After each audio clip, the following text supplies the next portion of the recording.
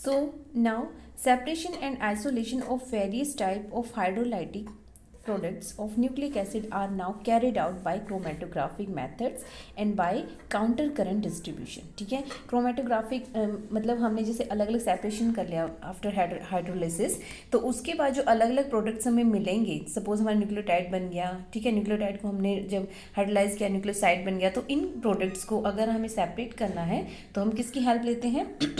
Chromatography की। Okay, तो chromatography आपको सिंपल पता है कि कैसे करते हैं। उसके बाद ये होता है काउंटर करंट डिस्ट्रीब्यूशन। इसका क्या मतलब है कि जब हम दो इमिसिबल लिक्विड्स को यूज़ करके सेपरेशन करते हैं इन प्रोडक्ट्स का, ठीक है, तो वो हमारा होता है काउंटर करंट डिस्ट्रीब्यूशन। मतलब दो इमिसिबल, जैसे सपोज हमने वाटर एंड ऑयल ले लिया, ओके, और हमारा जो ये हमने अलग अलग सेपरेशन किया था, ये जो प्रोडक्ट्स हैं इसको हमने डाल दिया उन टू इमिसिबल सॉल्वेंट्स में, तो जो हमारा प्रोडक्ट वाटर में सॉल्युबल होगा वो वाटर में डिजॉल्व हो जाएगा, वाटर लेयर में चला जाएगा, और जो हमारा प्रोडक्ट ऑयल में सॉल्युबल होगा वो हमारा ऑयल लेयर में चला जाएगा। ओके, तो इस तरह से हम क्या कर सकते हैं, इनकी सेपरेशन कर सकते हैं, and this is known as the counter current distribution.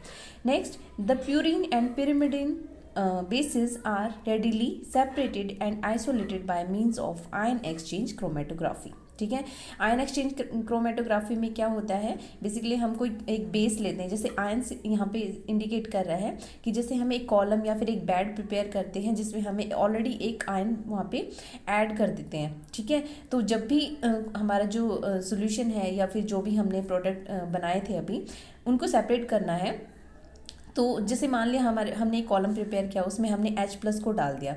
ठीक है, तो जो भी हमारा जो प्रोडक्ट, हमारा जो मिक्सचर है प्रोडक्ट्स का, जो अभी हमने हाइड्रोलाइज किया था, जब भी उसमें से पास होगा तो उसमें अगर कोई कैटायन प्रेजेंट है तो वो उस H+ के साथ एक्सचेंज हो जाएगा। ठीक है, तो इस तरह से हम क्या कर सकते हैं, उस प्रोडक्ट को वहाँ पे सेपरेट आउट कर सकते हैं। मीन्स कोई भी आयन ऑलरेडी हमारे एक कॉलम में प्रेजेंट होता है और उस आयन को एक दूसरा आयन जो होता है सेम कैटेगरी का, सपोज हमने प्रोटॉन का लिया, प्रोटॉन के ऊपर क्या होता है, पॉजिटिव चार्ज होता है, तो अगर हमारे प्रोडक्ट में कोई पॉजिटिव स्पीशीज प्रेजेंट है तो वो उस H+ को वहाँ से रिमूव कर देगी और खुद वहाँ पे अटैच हो जाएगी, तो वहाँ पे सेपरेशन हो जाएगा।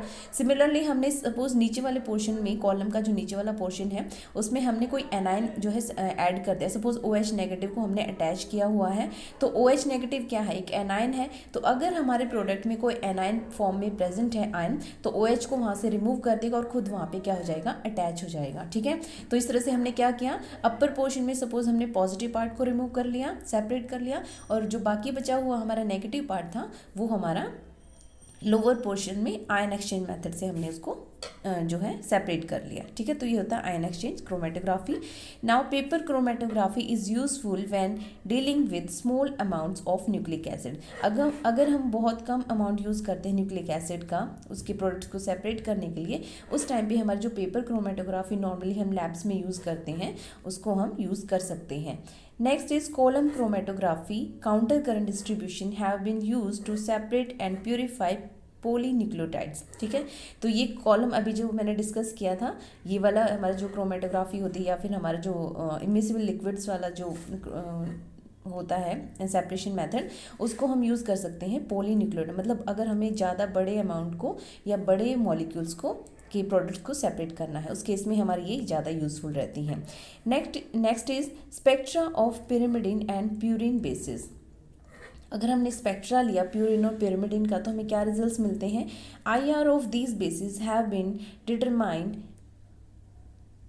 And their main use in settling the problem of keto enol tautomerism. ठीक है, तो जैसे बेसिस होते हैं, आपने देखा भी है pyrimidine और प्यूरिन हम स्टडी करके आए हैं, उसमें हमारा टोटोमेरिज्म होता रहता है। ठीक है, तो उस केस में हम IR की हेल्प लेते हैं सॉरी, कीटो इनॉल टोटोमेरिज्म को स्टडी करने के लिए। उसके अलावा हम UV को भी यूज़ करते हैं।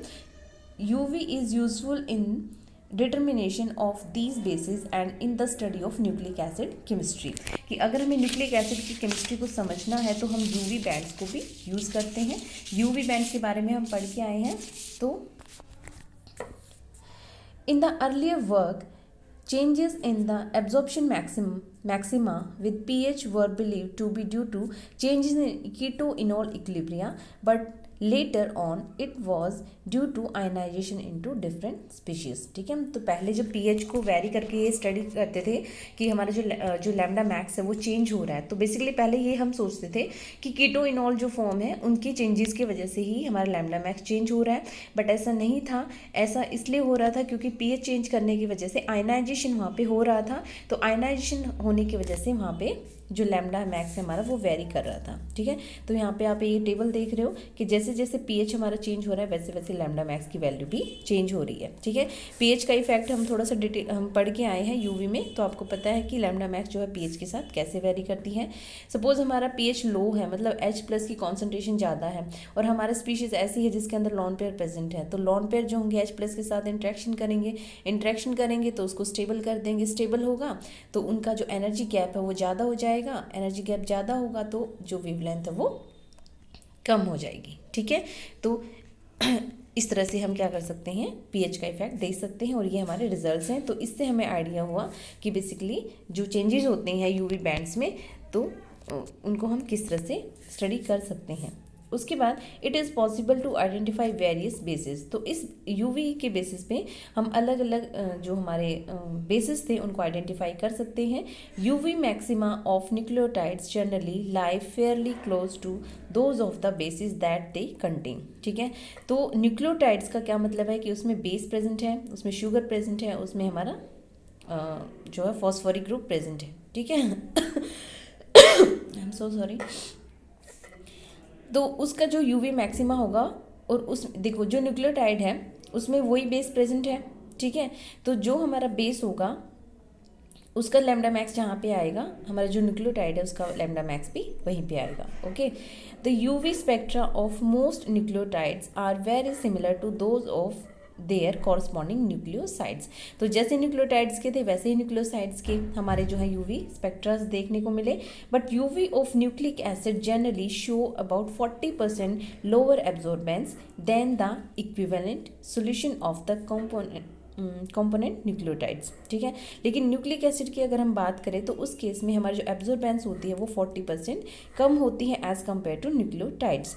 This result non as hypochromism, ये भी हम स्टडी करके आए हैं, is due to hydrogen bonds between the base residues in the double helical structure, double helix system. तो आपने न्यूक्लिक एसिड का स्ट्रक्चर भी देखा होगा, उसमें हमारा एक हेलिकल स्ट्रक्चर होता है और उसके बीच में क्या होता है, हाइड्रोजन बॉन्डिंग होती है। तो हाइड्रोजन बॉन्डिंग बेसिकली हमारी कौन सी यूनिट के बीच में होती हैं, जो बेसिस होते हैं हमारे उसमें क्या होता है, हाइड्रोजन बॉन्डिंग प्रेजेंट होती है। तो इस हाइड्रोजन बॉन्डिंग की वजह से ही हमारा जो एब्जॉर्बेंस है वो कम आती है लैम्डा मैक्स के केस में। ठीक है, when this double helix is broken, example by heating, अगर हम